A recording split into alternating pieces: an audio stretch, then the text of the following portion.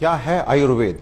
आपके किचन में रखे हुए कुछ गरम मसाले, या धोती कुर्ता और तिलक लगाकर पेड़ के नीचे दवाइयां बांटता हुआ कोई झोला छाप डॉक्टर, या आयुर्वेद के नाम पे सड़क के किनारे तंबू लगाकर दवाइयां बांटता हुआ एक पाखंडी, या बिना रिसर्च के लिखी गई कोई देहाती किताब?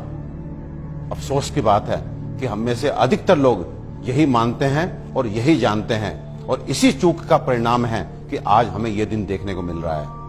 और साथ ही मैं आपको सचेत कर देना चाहता हूं कि अगर अब भी हम ना सुधरे, हम आयुर्वेद को नहीं जाने, नहीं पहचाने, तो मुझे नहीं मालूम कि आयुर्वेद का क्या होगा, लेकिन मानव जाति का पतन तो मैं निश्चित रूप से देख रहा हूं। और जो लोग मेरी इस बात से इत्तेफाक नहीं रखते, वो अपनी क्वालिटी ऑफ हेल्थ और क्वांटम ऑफ लाइफ को कंसिडर करें।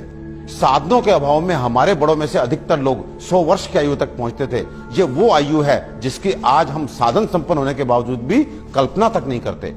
और मैं एक बार आपसे पूछना चाहता हूं कि ये जो मॉडर्न साइंस है, ये किस तरह का इलाज कर रही है? कि आपको यदि शुगर हो गया तो आप दवाई खाइए, कब तक? जिंदगी भर। आपको ब्लड प्रेशर हो गया, आप दवाई खाइए, कब तक? जिंदगी भर। आपको थायराइड हो गया, आप दवाई खाइए, कब तक? जिंदगी भर। आपकी किडनी खराब हो गई, बदल दीजिए। आपका लिवर खराब हो गया, बदल दीजिए। आपको गांठ हो गई, गांठ डालिए। ये किस तरह की चिकित्सा है? और ये चिकित्सा नहीं, ये केवल सिम्टम्स को दबाना है, क्योंकि ये बाहर से आपको नॉर्मल रीडिंग देते हैं, शुगर ठीक है, ब्लड प्रेशर ठीक है, लेकिन अंदर बीमारी अपना काम कर रही है। 15 साल बाद आपकी किडनी खराब, किससे? शुगर से, ब्लड प्रेशर से। आज का नर्वस सिस्टम खराब, आपकी आंखें खराब, आपको ये कॉम्प्लिकेशन, आपको ये कॉम्प्लिकेशन। तो ये इलाज है या एलोपैथ का काला पर्दा? अपने 20 साल के क्लिनिकल एक्सपीरियंस से आपको बता देना चाहता हूं, ये जो आयुर्वेद विज्ञान है, ये समुद्र से भी गहरा, हिमालय से भी ऊंचा ऐसा जीवन का विज्ञान है जो आपके शरीर में और मन में किसी भी अवांछित परिवर्तन के बारे में आपको न केवल जानकारी देता है, बल्कि उसे जड़ से मिटाने के लिए पुख्ता इलाज भी देता है। और मुझे एक बात समझ में नहीं आती, आप ऐसे विज्ञान को क्यों नहीं जानना चाहते जो आपको कभी शुगर, ब्लड प्रेशर, थायराइड और अनेक तरह की प्रॉब्लम्स आने ही ना दे? और यदि दुर्भाग्य से आ गई, आपके जेनेटिक कॉम्पोजिशन इस तरह का है कि आपको ये बीमारियां लग जाती हैं, तो इनसे कैसे आप बचे रहें और कैसे आप ठीक हो सकते हैं, इसके बारे में भी पुख्ता जानकारी दे।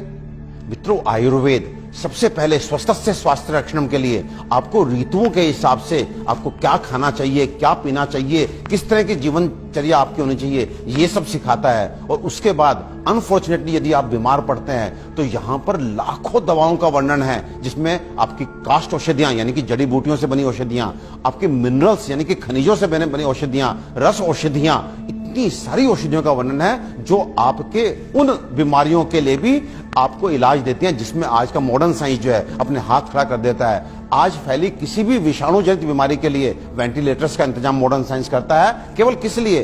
इसलिए कि वो तब तक आपको जीवित रख सके जब तक वायरस अपने आप आपको छोड़ के नहीं चला जाता। तो ये किस तरह का इलाज है? जबकि आयुर्वेदिक औषधियां ऐसी हैं जो सीधे जाके वायरस को मार के आपको बीमारी से बाहर लेके आती हैं, आपको मौत से मुके बाहर लेकर के आती हैं। तो दोस्तों, विश्वास कीजिए, अपने आयुर्वेद को मान दीजिए, सम्मान दीजिए, जानिए, पहचानिए, अपनाइए और अपने जीवन को, अपनी हेल्थ को अच्छा कीजिए। आयुर्वेद का इलाज ना तो धीमा है और ना ही लंबा, बल्कि यह रोगों को जड़ से खत्म करता है। आधुनिक सर्जरी दुनिया को आयुर्वेद की ही देन है। आचार्य सुश्रुत को सारा संसार निर्विवादित रूप से शल्य चिकित्सा का जनक मानता है। आयुर्वेद में उन बीमारियों की भी सफल चिकित्सा हो सकती है जिन्हें आधुनिक चिकित्सा विज्ञान लाइलाज मानकर आजीवन रोगी को दवाएं खिलाता रहता है। आयुर्वेद आपके और आपके बच्चों के लिए सुरक्षित है। आयुर्वेद अपनाएं।